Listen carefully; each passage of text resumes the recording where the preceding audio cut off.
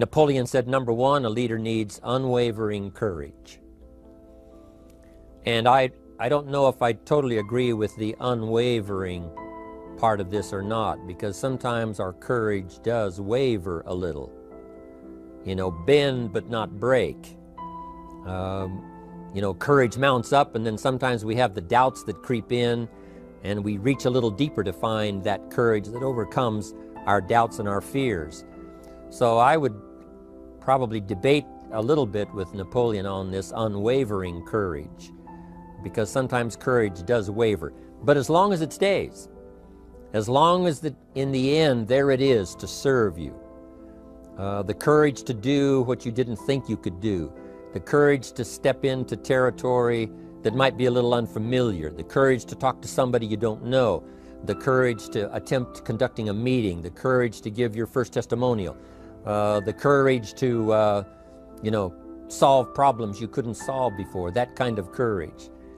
The courage to stand up when it's sort of dark in your corner, the courage to do it when it isn't going your way, seemingly. The courage to try to have a good day in the midst of a bad day, that kind of courage.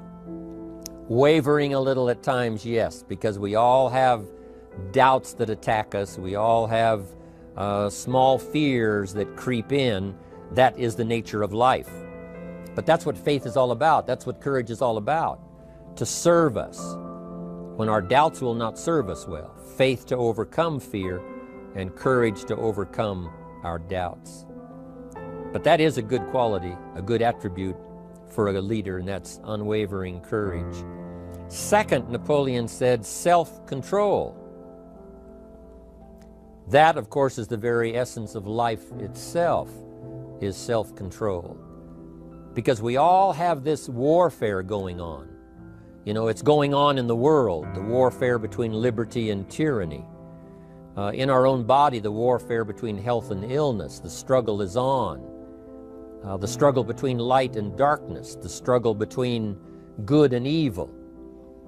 I call it opposites in conflict. And as soon as you're born into the world, as soon as you find yourself and discover yourself on this spinning planet headed somewhere, you know that this exists. To be a civilized society, we must drive the dark side of our nature into a small corner and let the positive side flourish. Early, we must learn to exercise self-control. Power is a wonderful thing, but it must be exercised properly. It must be exercised to benefit and not to destruction. So self-control is certainly necessary to be a strong leader, so that you can become the best example. The example of having your temper well managed, to having that dark side of your nature under control. The best example of choosing wise words and not being careless, that kind of control. Control of your appetite, control of your desires, so that they fit into the positive side of life and not the negative side. Self-control, very important. Then he said a leader must have a keen sense of justice. How very true. Justice we become familiar with, you know, even when we're small. When certain things that happened or were done to us that something told us that wasn't right. Someone did us wrong. We have that sense of right and wrong, and it starts very early. Then we have to have that sense of utilizing what's right and what's wrong so that we develop this sense of justice, this sense of being fair, this sense of being on the positive side, on the right side. To minimize a person's mistakes, they need to have this sense of justice. We have to have justice when we're building an organization. You know, what's fair, what is a good balance. The marketing system that Mark put together has to be fair for everyone. If you have a customer and you take care of that customer, someone else cannot come along and take that customer.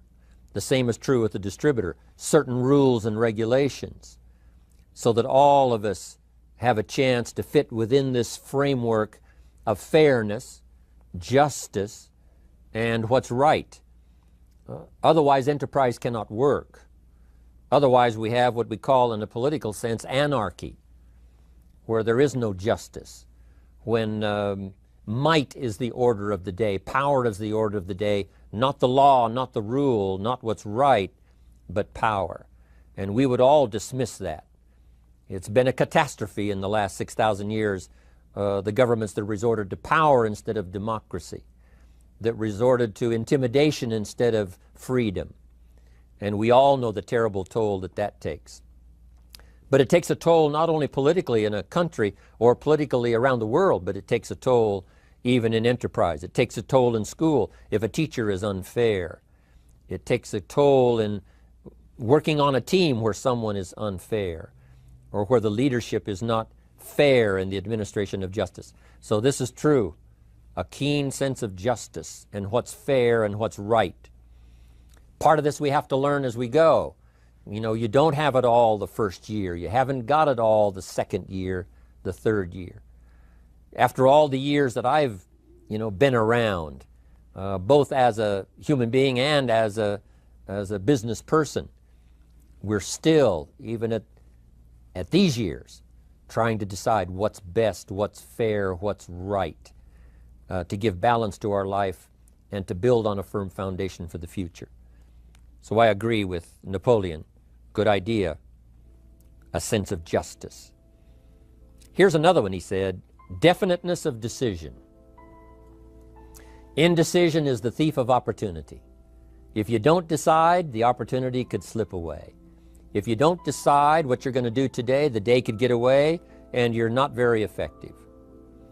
I talked about in my recent travels about time management. Here's one of the best ideas of time management.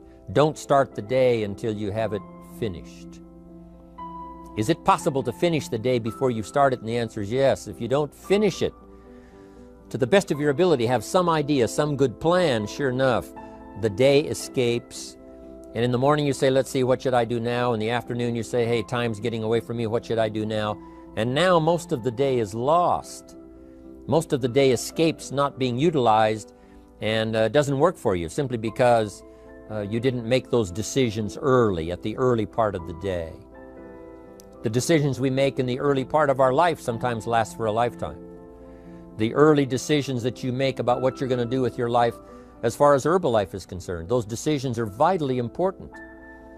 If you neglect them and don't make them, sure enough, the time passes and the opportunity sometimes is diminished, and sometimes you spend a lot of time now catching up simply because you didn't make those early decisions. So it's the decisions at the first of the day, it's the decisions at the early part of the month, it's the decisions at the early part of the year that greatly determines what kind of year you're going to have. The decisions you make in the early days of your marriage, sometimes those are the decisions that affect the marriage for a lifetime. The decisions you make at the first chance you see opportunity, those decisions, what you're going to do with it, how far you're going to take it, what it's going to be meaning to you in the years to come. Those early decisions are vitally important. Then we need decisions to correct poor decisions, to overcome our mistakes. It's possible, of course, for all of us to make unwise decisions. And at the end of one year, at the end of 1 week, 1 month, or at the end of a few years, we say, that decision cost me too much. Cost me a lot of time, cost me a lot of money, cost me maybe a good relationship, cost me a chance to be productive. But as long as you're alive, there's still a chance to use new decision power to correct the mistakes of decisions that were bad in the past. All of us have the opportunity to do that, but I think Napoleon was right here too. You got to be definite in making decisions so that the opportunity doesn't pass you by. Take advantage. Here's the next one. Napoleon Hill said, a good leader has definite plans. How important that is. And of all the years, I think, to cash in on Herbalife's momentum and make some plans for the future, this has got to be one of the greatest years. Herbalife in these 18 years now has created some incredible momentum, not only in opening up the countries, but momentum in the refinement of our marketing, momentum in developing new products, momentum in developing our support system. The key is now for you to make plans to ride on that momentum. Herbalife is like the tide that comes in, and the rising tide lifts all the ships if they're in the water. If your ship and your boat is not in the water, even though the tide comes in that would lift all the ships, if yours is not in the water, then it doesn't benefit you. So here's what you should do. Have the same intensity to make your plans for the future as Mark Hughes has. As the President's team, Chairman's Club especially, make the plans for the Herbalife Company future, you've got to now make your plans. Don't let this momentum pass you by. Don't let this momentum go uncashed in on. Don't let it be like a lost cause for you.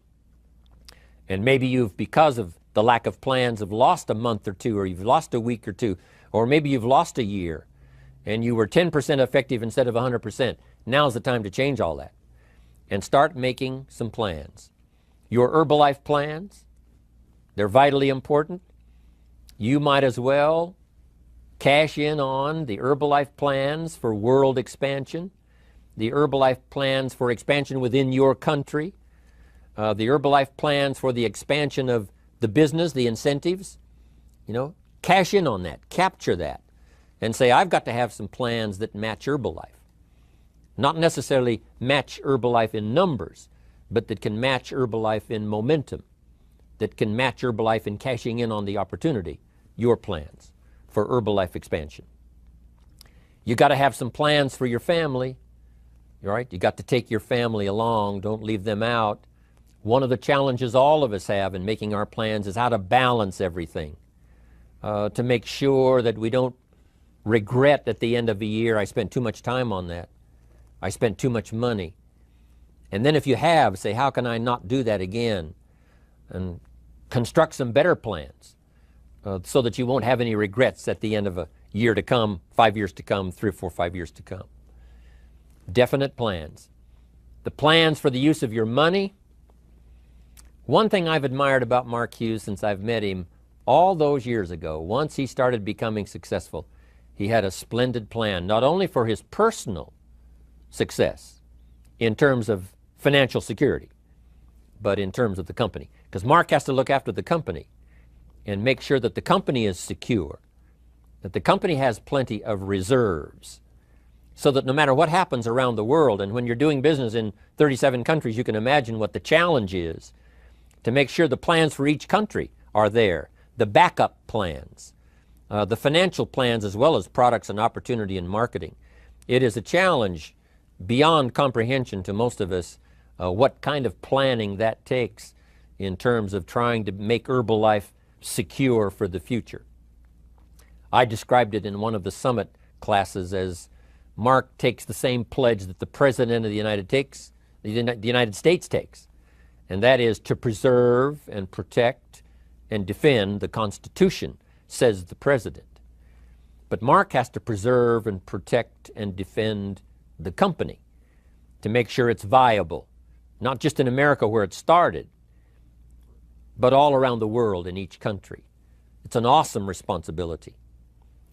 But now for you, your plans to be financially secure. If you're starting to make some big money in Herbalife, I'm telling you, you got to have a good plan for your resources so that you find yourself secure regardless of what happens. I agree with Napoleon here. You got to have good plans. One more on plans, and that is the plan for your personal development. The plan to be better this year than last year. The plan to take the classes, attend the workshops, do everything you possibly can to show personal progress, not just financial progress, not just the progress of having one more car or one more home, but the progress of personality, the progress of communication skills, the progress of recruiting skills, the progress in how to deal with people, progress in using your influence so that it multiplies its power by 5 by 10 versus what it used to be. You need those kind of plans.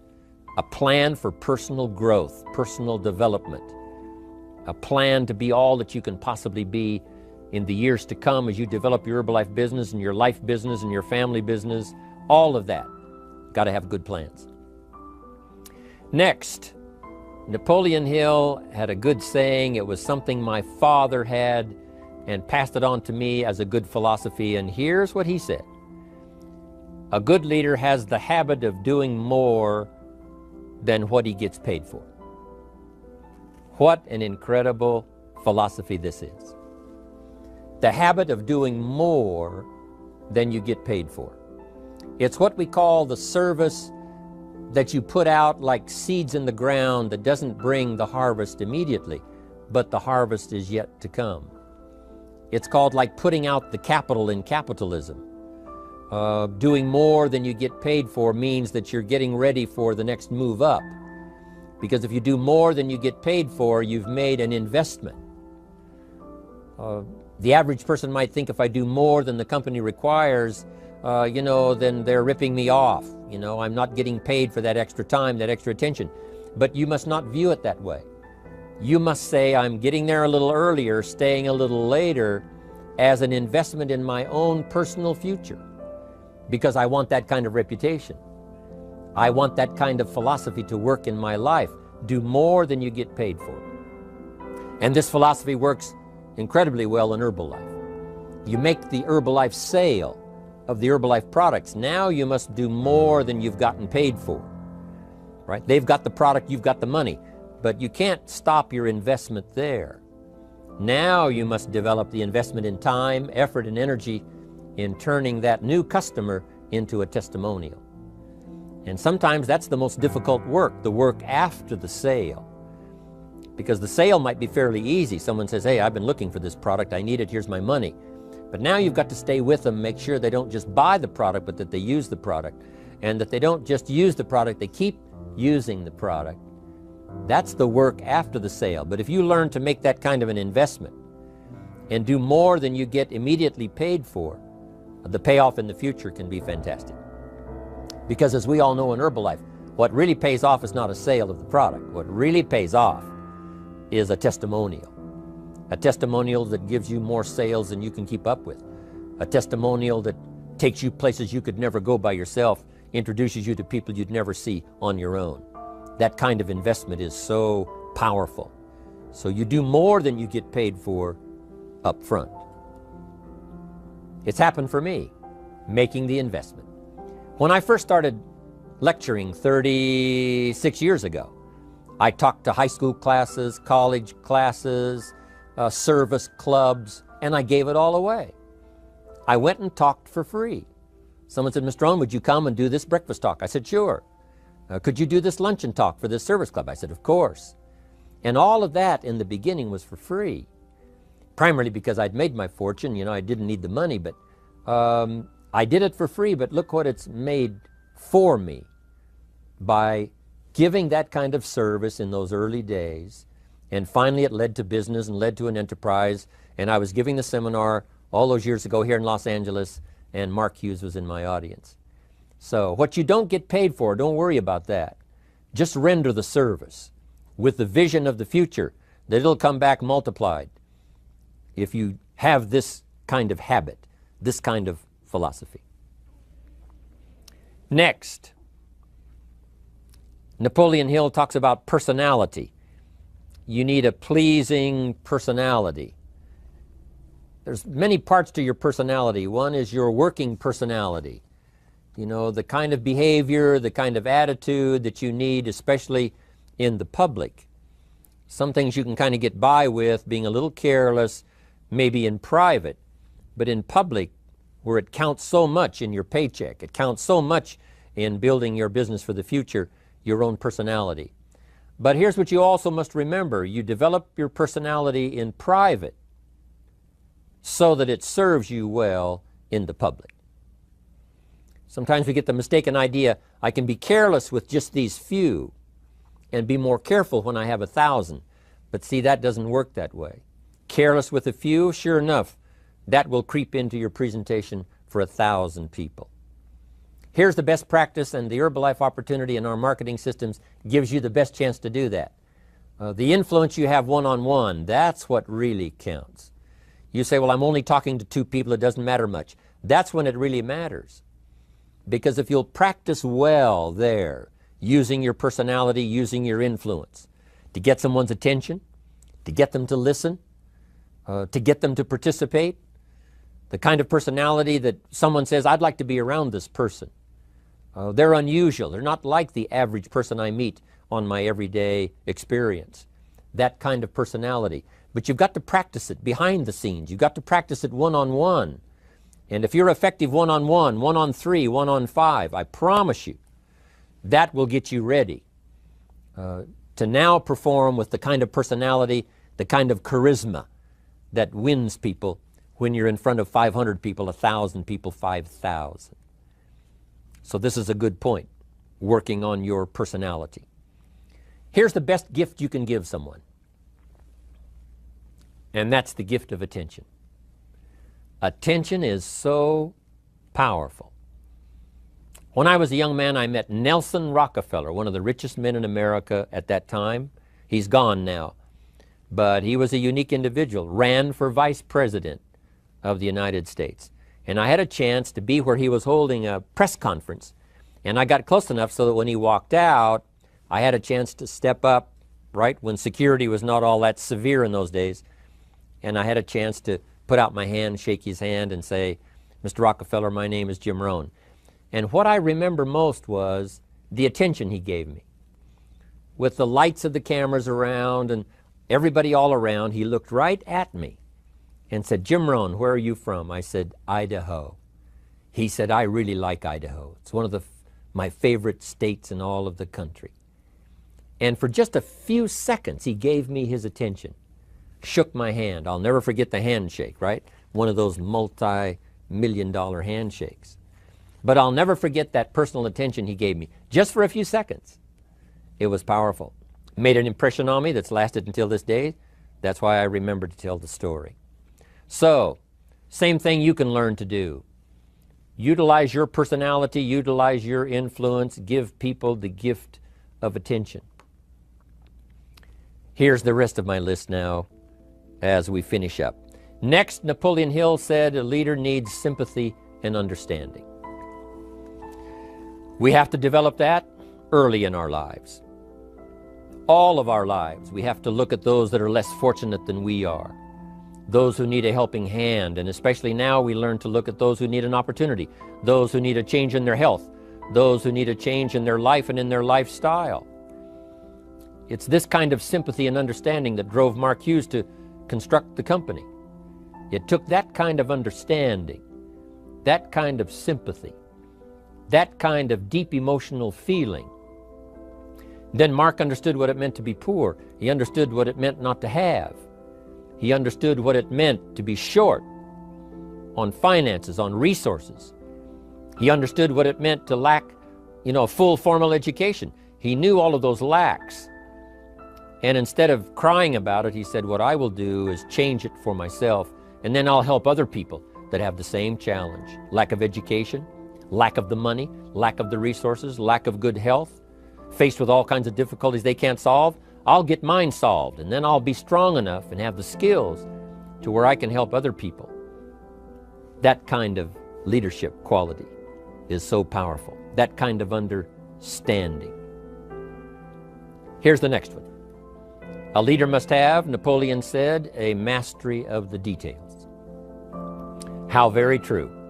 All can be lost with just a couple of missing details. On the trip to the moon, everything has to work, right? There's several thousand moving parts. There's several thousand pieces to the project of getting to the moon and coming back, and all of them have to work. You can't have 10% of them working, 90% or 80%. They've all got to work. And then there's the backup systems for something if something goes wrong to back it up. That kind of mastery of detail is so vitally important. But here's what else to remember as far as Herbalife is concerned. The drama is in the details. Someone says, I lost 30 pounds. Well, 30 pounds is 30 pounds, but that's not the drama. The drama is, where were you before you found Herbalife? How did you feel? What kind of circumstances? Now someone begins to give us some of the details. And then after they've lost the weight, now how they feel, now their self-confidence has been restored. Now they feel better about themselves. The drama is in the details. But this is also important in the details of your day, the details of your business, the details of good communication. Master the details. Good advice, Napoleon Hill. Now here's the next three. Willingness to assume full responsibility. All of us have been taught that, especially these Herbalife years, to take full 100% responsibility. Mark Hughes says, what happened to me might not have been my responsibility, but what I do about it is my full responsibility. I've had some things, some people did me wrong. In his first couple of business experiences, he was done wrong. Some people ran off with the money. He was left holding the bag. But he said, that's what happened. And I was not responsible for what happened, but I am responsible for saying to myself, now, what am I going to do about what's happened? If a hailstorm destroys the farmer's crop, he wasn't responsible for that. But his responsibility now begins when the hailstorm is over, when he asks the question of himself, what should I do now? Now that this catastrophe is over, now that the damage is done, now what should I do about it? And a philosophy I've taught all these years, it's not what happens to you that determines your future. It's what you do about what happens that determines your future. And this is a major part of it, accepting full responsibility. If you've got an organization, you're conducting meetings, and you're the leader, the responsibility ends with you. Someone else may mess up, make some mistakes, still your responsibility. Some things over which you have no control, understandable. But what you do about it now, how you fix it, the diplomacy you use, the strategy you use, that's the kind of responsibility now that depends on you. Also, you've got to be responsible for your future. Nobody's going to fix it. No one else is going to design it. No one else is going to come along and say, hey, I will make sure it all works well for you. You've got to take all the input, you've got to take all the testimonials, all the teaching, all the training, all the influence, then you've got to have the responsibility of designing your life. You can design a life of prosperity, or you can design a life just to coast and get by. The responsibility belongs to you.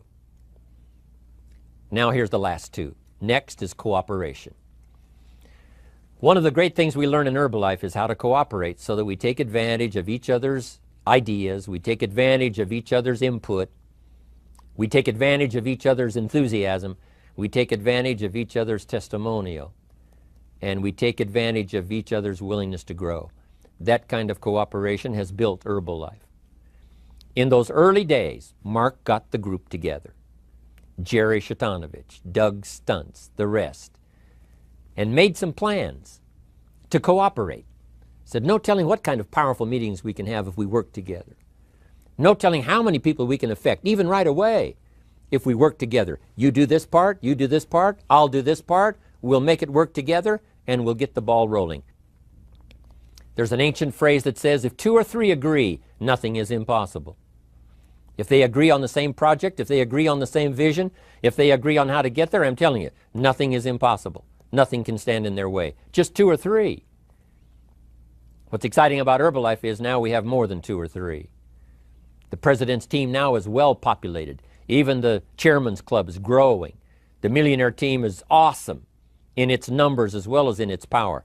And the cooperation between all of us on the tabulator teams, as distributors, home office, support staff, 15th floor, wherever we come from. If we cooperate, there's nothing we can't do. There isn't anyone we can't touch. There is no country we can't finally get to with this incredible story. Cooperation. That's why I'm here, wanting to do my part, HBN, send out some ideas, give you some notes to take, something to think about and ponder, something to talk about with the people that you associate with and are building your business. That kind of cooperation is going to make this a powerful year. It'll get us to the 2 billion, 3 billion, 5 billion. But it'll get us to much more than just those numbers. It'll get us to a place of honor, respect, prestige, influence, feeling good about ourselves for the hard work that we're doing, cooperating with each other. I want to cooperate with you, helping build your business. All of us cooperate with the support system of Herbalife. We're on our way. We will have the billions. We'll have the stories. We'll have the experiences. Now here's the last one. Napoleon Hill said, a major attribute of leadership is vision. Vision is in many parts. One, a vision for your own course to follow. A vision for you, for yourself. A vision for your financial future. A vision for your health. A vision for your wealth. A vision for you to latch onto and make something out of. A vision for your family. Because vision must now lift others as well as ourselves. Guess what our family is counting on? That we'll be able to see things that at first they cannot see. That we'll be able to look further into the future than perhaps they will be able to look. The same is true with your organization, the people that are around you. They're counting on your vision. Perhaps you've been there a little longer than they have. Maybe you've been there a lot longer than they have. And they will look to you to help them see things that they can't see in the beginning. And if you will do that, develop that attribute of leadership, I'm telling you, you'll have such a dramatic effect on your organization, it will be unbelievable. A vision for yourself, a vision for your family, a vision for your organization, a vision for the people that you're close to. The old prophet said, without vision, we die. We perish. Unless we can see into the future, life loses its meaning. Unless we can look further than just where we are at the moment, then we have no reason for faith, no reason for activity. But if we'll develop this skill, beyond any other skill, I'm telling you, it will help us touch people because they'll want to be around us because we have this look into the future. Not only the short-range vision of what we're going to do this week, this month, this year, but the long-range vision like Mark has, taking us to the 5 billion. You can have a vision that will take your organization into the future and bless everybody with success.